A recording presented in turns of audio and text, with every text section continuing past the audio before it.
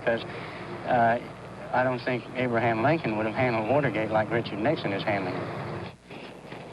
Lemon said many who agree with him have clipped his letter and sent it to the White House, calling on the president to resign. Others urge impeachment. Asked what he will do if more contributions are mailed in, Lemon said, perhaps events will make another advertisement unnecessary. Connie Chung, CBS News, McLean, Virginia. That's the news this Monday night. I'm Roger Mudd, CBS News. Good night. And especially when you're working in Vegas and there's no nights off, it can really get to be a grind. You don't finish working until about 1:30 in the morning.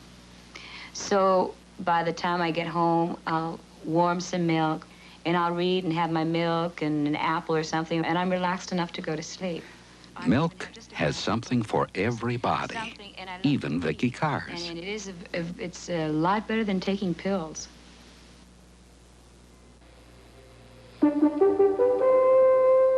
There are many things in your life that are the Hartford's business.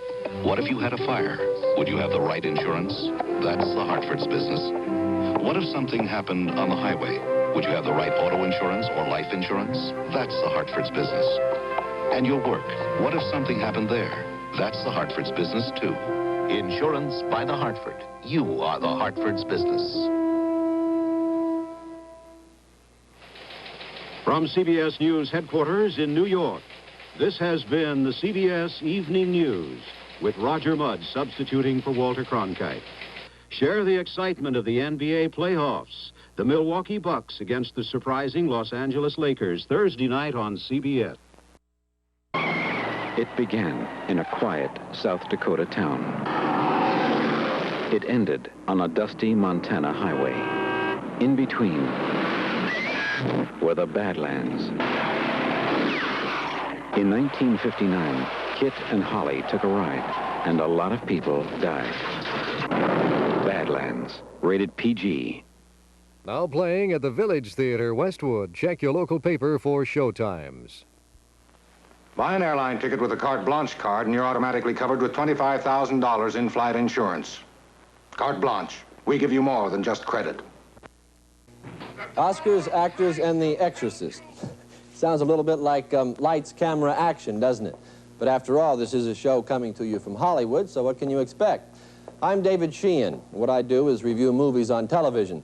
Since television is where you'll be seeing the Academy Awards very soon now, it's also kind of a good place to do a little backstage handicapping on this year's Oscar competition. There are some very revealing implications in the most significant of this year's Oscar nominees, so in the next half hour we'll be examining some of those implications. First, we'll try to get behind all the headlines about The Exorcist. Director Bill Friedkin and author-producer Bill Blatty, both Oscar nominees, will respond to some of my criticisms. Jack Lemmon has a lot to say about what went into his Oscar nominee performance in Save the Tiger. So does Joanne Woodward about hers in Summer Wishes, Winter Dreams. And there's also Al Pacino in Serpico, Marlon Brando in Last Tango in Paris, and Barbra Streisand in The Way We Were. Plus the questionable list of nominations for a trivial distraction called The Sting, along with some interview insights from Sting star and Best Actor nominee Robert Redford. We'll look at key scenes from the Oscar contenders and see if we can determine exactly what it is they are contending. In these uncertain times, Pan Am would like to make certain of at least one thing, your vacation. Among our many tours, we have a special group called Pan Am's World Tours. On them, you're assured that the price of one part of your vacation, the land features, won't go up if you leave before August 31st. Furthermore, we guarantee in writing that once you get there, you'll get all the land features promised, or features of equal value. If you don't get something, let us know within 60 days of your return, and we'll give you a refund for its cost. Steak tastes better broiled with butter. Mushrooms taste better sautéed in butter. And now bread and rolls taste better because we've added butter, pure creamery butter. So Home Pride and Rich Bread Butter Top and new soft rolls taste buttery even before you butter them. We like the bread so much, we tried new Home Pride dinner rolls, topped with butter. Delicious. Butter Top bread and new soft dinner rolls by Home Pride. The Exorcist getting 10 Academy Award nominations is almost anticlimactic. This scary movie about evil spirits has already gone way beyond mere awards. Projections make it the biggest moneymaker in history, and all kinds of supernatural meanings are being attributed to it. Some clergymen call The Exorcist a religious experience, while psychotherapists consider it dangerous. I consider it just a good old-fashioned horror movie, but a very convincing and highly sophisticated horror movie, sort of the ultimate thriller, thanks mostly to the genius of director Bill Friedkin, who is sure to win this year's Best Director Oscar, as he did in 1972 for The French Connection. Friedkin obviously knew what he was up to in directing The Exorcist, and what he was up to wasn't religious or supernatural or philosophical. It was pure showmanship. I think that people go to the movies, and always have, for three reasons only: either to laugh, or to cry, or to be scared. And I guarantee anyone in the audience that if they see The Exorcist, it'll scare the hell out of them.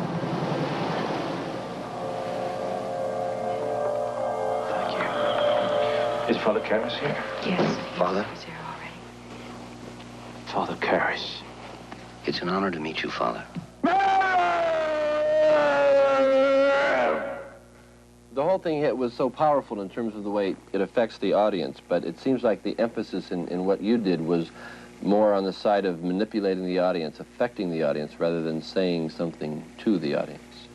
Oh, I accept that totally, because I think that the primary purpose of a filmmaker, of a writer or director, is to tell a story on film. And I'm more interested in the action line of the story than the philosophic underpinning.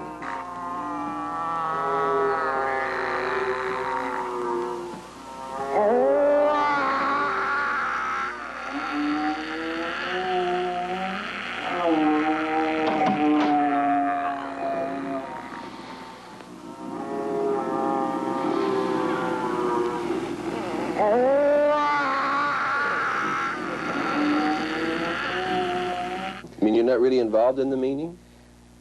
There are many possible meanings, David, to any good story, and they are as variable as the people who see the film. The power of Christ compels you! The power of Christ compels you! The power of Christ compels you! The power of Christ compels you! The power of Christ compels you! But did you really want to, through the film, invest that much power in Catholic ritual, what some people might call mumbo-jumbo? Well, I don't think of it as mumbo-jumbo, having, studied it a bit in preparation for the film. The answer to your question is unequivocally yes. The power of ritual, the power of faith, has been known to work, not only historically, but in modern times, and in modern cases of so-called demonic possession. Which is the very concept that's prompted a number of psychiatrists to take exception to The Exorcist, because the movie gives credibility to old superstitions, the devil myth in particular. Even more destructive, they say, is the movie's idea that problems can be solved by magic instead of by rational solutions. And I suppose there's no question that the picture purposely plays with the more irrational fears and fantasies of many people who see it, just as the book did, which could be called psychic exploitation. It is an exploitation, yes, of the theme of the mystery of goodness. Namely, if you believe there could be a devil because of all the evil in the world, how do you account for all of the good? And that's what the film is saying. That may be what the writer is saying, but what the people standing in those endless lines are hearing is that there are thrills in store, shocking scenes, terrifying effects, and people really are fainting and getting sick just from watching a movie. I passed out in about the first half hour, yeah. I don't know what they should do with that movie, but I don't want to see the rest of it. I fainted like 10 minutes after the first beginning of the movie. Those who are most deeply affected have made the connection between that horrifying obscenity on the screen, that demon, and the evil in their own lives. And I started closing my eyes, and I could hear the gagging, and I was getting sicker. It just scared me to death. Things just like this, really scared me to death. I think it's disgusting. That's guilt, David, that is being touched. That's that nerve that's being exposed. My legs are just going, nyeh, and I want to go in the lobby and not watch it, and I have to cover my ears. What was it that made that happen? When she started talking like devil coming out of her. Bleh.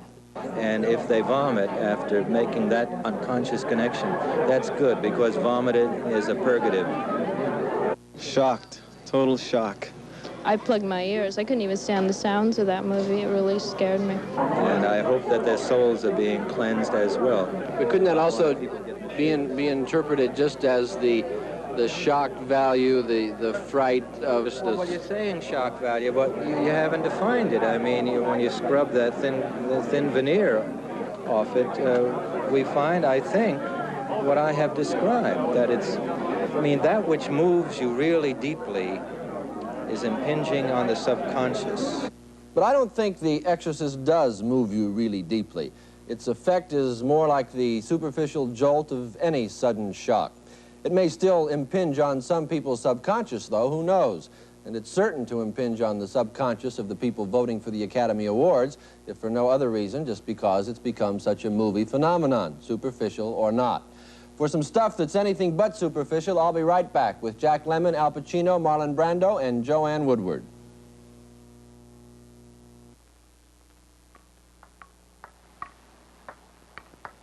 Now they're ready for snack cakes.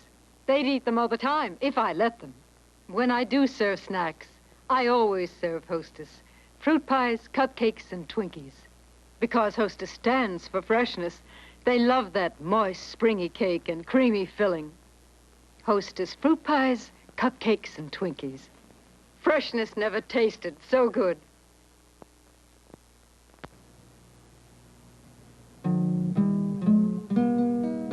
Holding hands. Holding hands. The more you like to hold hands, the more you like Touch of Sweden, the hand holder's hand lotion. It's rich in soft, silky moisturizers that make your hands really soft, and yet Touch of Sweden doesn't leave your hands sticky. And it's a lot nicer to hold hands when they aren't sticky. Touch of Sweden, the hand holder's hand lotion. MPS. What does it mean? Let's ask the people who buy this premium Calcan product. Pardon me. Do you know what MPS means? Oh, meat and protein in a sauce. More pet satisfaction. It's a mighty perfect supper. Means plenty of sales. Well, that's not surprising. It's the #1 seller in California. Calcan MPS. Find out what it means to you and your dog. It's got to mean something. Good evening. You know who I am. I'd like to tell you about Universal Studios Tour. They have sets, stuntmen, special effects. Well, we're now leaving our stars. lot, entering our back lot. This is known as Colonial Street. You do meet the strangest people on the tour. Save the Tiger wasn't even nominated for Best Picture, but its star, Jack Lemmon, is up for Best Actor, and he's my choice to win, which will be as much an award for the picture itself as it will be for Lemmon's acting, because, as Lemmon himself admits, it was the content that produced the performance. I think that the part took over, in a sense, more than any other part ever has. Was it then the most meaningful role of your career so far? I think so, because I always felt that above and beyond being a good, viable, dramatic entity, Save the Tiger, as a script, and a great part, that it also had that plus of really having something to say. Save the Tiger says, our system encourages greed and deceit. Lemmon's character, Harry Stoner, is ready to try arson to save his dressmaking business from bankruptcy if he can convince his partner, Jack Guilford. Performance used to count, right? For 15 years, we met our obligations with the same unions, the same mills, the same bank. But today, all they care about is the bottom line on a passbook, and then some damn machine gives you a bum credit rating. So history doesn't count anymore. It's really fascinating, in lieu of what has happened, Watergate following the film.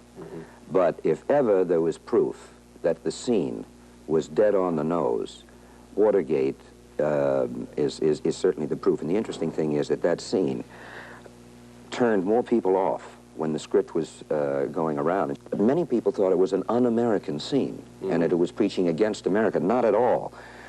When I say, is it a crime to stay alive in this country after 20 years of giving your life? Is it a crime to keep 150 people employed, or whatever the figure was? Everybody in this country, and this was one of my favorite lines, I think, because it expressed what, unfortunately, Harry Stoner felt. Everybody in this country dances around the law. It's a criminal act, Harry. What criminal act, Bill? Keep people working? That's what you yourself said this morning, isn't it? To keep people working? Is it a criminal act to try to hang on to 15 years of hard work? What the hell was our dream? To meet a payroll and not a paycheck. Wasn't that the dream? That was the big slice of the pie.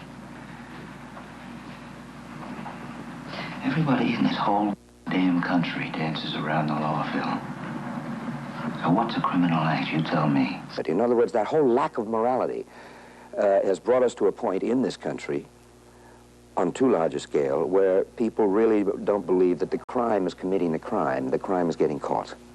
You expect me to buy that crap? Don't you understand? It's people like us, people in the middle, that made this country work. And when people like ourselves get into this kind of thing, it takes it all down. That's what's ripping the country apart. Don't you sell America to me. I've got friends over there sitting under the sand with bikinis on their heads.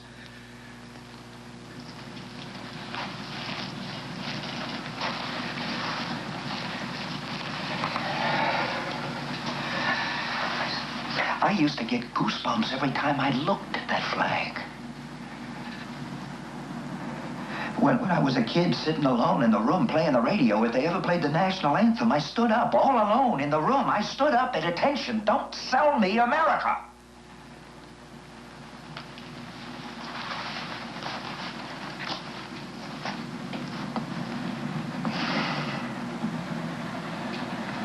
Now they're making jock straps out of the flag. So it's pretty strong stuff, and people thought that it was un-American. It wasn't. It's that Harry was being un-American because he was justifying an amoral point of view. And he really believed it, because he felt that we, the country, and everybody had reached a point where that's the only way that you can exist.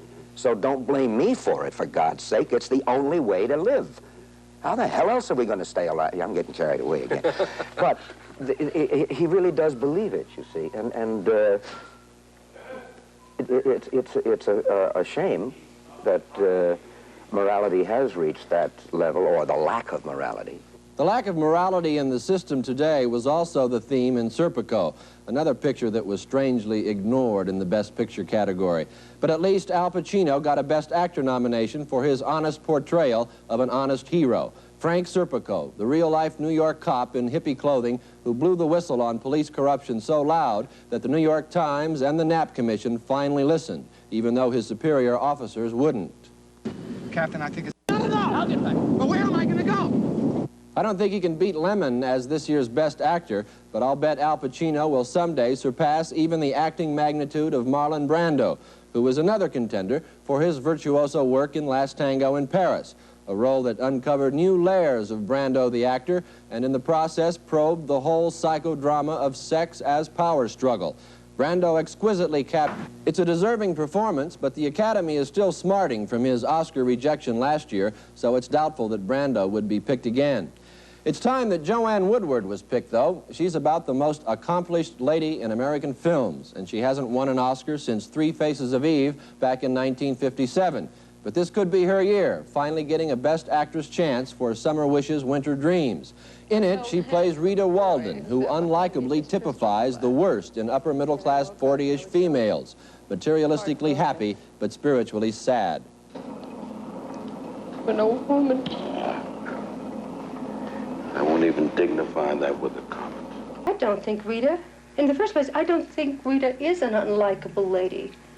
She's a foolish lady, and she's a sad lady, and most of what happens to Rita is in her own head. Mm-hmm. It's what she thinks of herself, not really what other people think of her. What particular scene in Summer Wishes do you feel was the most pivotal or the most significant in terms of... The scene with the daughter. Because that's the whole, that's the whole film in a nutshell, really. It's her whole ambivalence about holding on to her childhood, because that was the only time there was any reality in her life. and her whole ambivalence about her feelings about her daughter. Oh! That was my line, incidentally. That line Stewart didn't write. I once said that to a child of mine in a moment of fury. I said, I love you, but I don't like you at all. And I think that's true. There is something about that that is very important for a woman, but for Rita, more importantly, was that that's how she feels about herself. She doesn't like herself. That's the whole basis, the whole key to it. Next, we'll look at the key to Barbra Streisand's Best Actress nomination, plus a few swats at the Sting, and a conversation with Robert Redford after one more short break. Bet you can't guess what makes that spaghetti so good to eat. Well, I'm going to tell you. It's because what is on the spaghetti is made with Del Monte tomato sauce. And the people at Del Monte mix that tomato sauce in such a special way, you see. So it makes all kinds of things taste really delicious. And I know that you're going to agree with me as soon as you get some in your mouth. Kids love Del Monte tomato sauce every bit as much as their mothers do. Look, it's the librarian. Think she'll read our wrapper? It tells a whole new story. Our money-back guarantee. If you're not completely satisfied with the freshness of Wonder Bread, we'll refund your money. I've never read that before. You think she'll judge a bread by its wrapper? Nope, she's gonna squeeze us to judge how fresh we are. Oh, that's smart. One squeeze proves we're the fresh guys. Woo! And our money-back guarantee makes good reading. Ask a librarian. The makers of Fleischmann's Margarine introduced the world's first fresh frozen cholesterol-free egg substitute, Fleischmann's Egg Beaters. Scramble them. Make French toast, or egg salad, or a fancy omelet. And Egg Beaters look, cook, and taste like fresh whole eggs. Fleischmann's Egg Beaters, the taste and nutrition of farm-fresh eggs, but no cholesterol. Al Pacino is Serpico. There are many sides to Serpico. A hero who was hated, a loner who was loved, and to some people, the most dangerous man alive. An honest cop. Al Pacino is Serpico. Rated R. Serpico opens Wednesday citywide. Check newspapers for a theater nearest you. There still just aren't very many good women's roles in the one-sided, male-dominated view of life that Hollywood gives us. It's getting better, though. This time, we not only have the commanding power of Joanne Woodward in Summer Wishes and the emotional intensity of Ellen Burstyn in The Exorcist, but Barbra Streisand finally got a solid acting role in The Way We Were, which puts her strongly in the running for Best Actress, mostly because the role required her to dig deeper, to show the vulnerable side of a strong-willed woman having trouble getting the man she wants. It's because I'm not attractive enough, isn't it? I don't have the right style for you. Do I? No. You don't have the right style. I'll change. No, don't change. You're your own girl. You have your own style. But then I won't have you. Why can't I have you? Why? Because you push too hard. Every damn minute. If I push too hard, it's because I want things to be better. I want us to be better. I want you to be better. Sure, I make waves. I mean, you have to, and I'll keep making them until you're every wonderful thing you should be and will be. You'll never find anyone as good for you as I am, to believe in you as much as I do or love you as much. Streisand is certainly Joanne Woodward's strongest competition for Best Actress, but there just doesn't seem to be anything to compete with The Exorcist for Best Picture, which is a sure bet, as I said, because of its dazzling technique and the tremendous impact it's made. Those who value artistry over technique are comforted, though, to some extent, by Best Picture nominations for Ingmar Bergman's Cries and Whispers, which went into depth to dramatize the psychology of death, and American Graffiti, which got pretty fancy with its nostalgic study of the psychology of adolescence. And then there's The Sting, a picture that just might make anything a critic says amount to so much whistling in the wind. This mild amusement is a great popular success, despite the fact that many critics, including myself, were stung to see The Sting get 10 Academy Award nominations, as many as The Exorcist. The Sting is an entertaining picture with the always pleasant pairing of Robert Redford and Paul Newman, but it's no great achievement, and it's so gimmicky that the idea of giving it awards is as much of a con as the con game the picture is about. Best Actor nominee Robert Redford enjoyed his role, though, mostly because of the 1930s setting. Somebody once said something that kind of stuck in my mind, that the 1930s was an unrelaxed time. I like the 30s because it had texture to it. You know? I don't feel that about today. I feel today's untextured. And in those days, the fact that no one was relaxed is kind of an interesting character thing. So it's fun to play. The movie's a lot of fun. Listen, Gondorf, am I going to learn to play the big con or not? What's your hurry? I want to play for Lonigan. You know anything about the guy? All right. He runs a numbers racket on the south side. He owns a packing house, a few banks. Yeah, and half the politicians in New York and Chicago are fixing this world gonna cool him out if he blows on you. I'll get him anyway. Why? Because I don't know enough about killing to kill him. I don't think Redford has much of a chance for Best Actor, but when I talked with him during the shooting of The Sting, he didn't really seem to care anyway. I'm not putting it down. It just doesn't mean that much to me. Do you have any feelings about, like, the... I would just be flattered and honored, but beyond that, Does it bug you at all, the whole idea of competition among actors? No. Yeah, that kind of idea bugs me. I like competition in sports. Yeah, but the popularity contest and all that element? Well, I just don't believe the premise, you see, in most of these awards that they, whether it's even films or sport, for the most part, to me, there's only one true contest, and that's the foot race.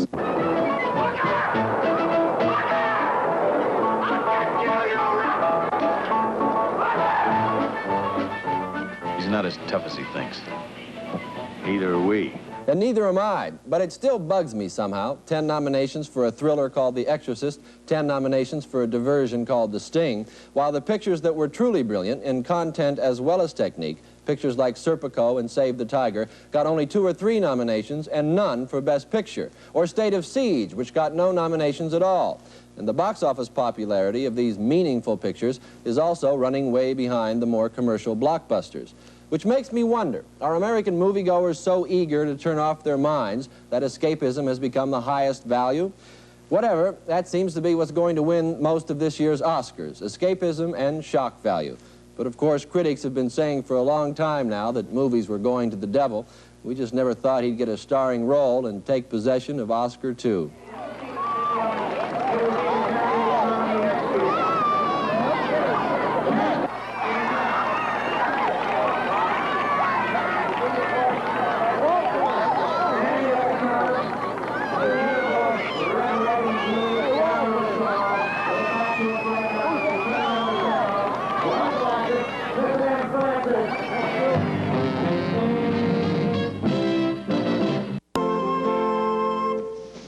In a moment, we'll meet a man looking for a sex symbol, a famous actress who disappeared. He just wants to talk to her, he says. It happens in a world premiere movie called The Girl on the Late Late Show. It's the first half of a double feature. The second is Honky Tonk, a Western about a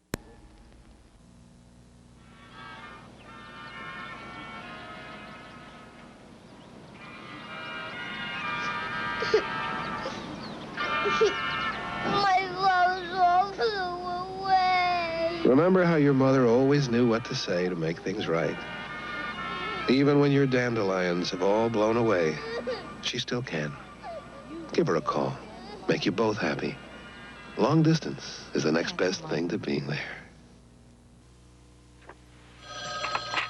Linda, I've made a decision. Mark. It's me or that every night shampoo that's gentle enough to use every night. You're crazy, Mark. Linda, my ego just can't handle being turned down every night for a shampoo. Would you rather I lie? Yeah, lie to me. Okay, I'll lie. I'll lie. Linda, let's just stop and go for a walk. I can't. I'm going out with another guy. You're not. You're washing your hair. Linda, tell me you're washing your hair. I'm washing my hair, Mark. I knew it. Every night shampoo, gentle enough to use every night so your hair looks better every day. Hi, smart shoppers. Doesn't this sound familiar? It's midnight. Your husband wakes up and he wants a banana to balance his checkbook. Well, if you're like me, you don't take any chances. You buy a whole bunch of bananas. Big banana markers. 8 fine line markers in beautiful colors. Blue and red and fuchsia. And keep a bunch around the house because, quite frankly, you never know when someone will get a yen for a banana. RC Cola really refreshes me because it doesn't taste too heavy or too sweet. RC Cola's got the taste that refreshes me. RC Cola. Tastes not too heavy, not too sweet. It refreshes me. RC Cola. So keep it cool every day. The great refreshing RC way. RC Cola refreshes me. It's right for you.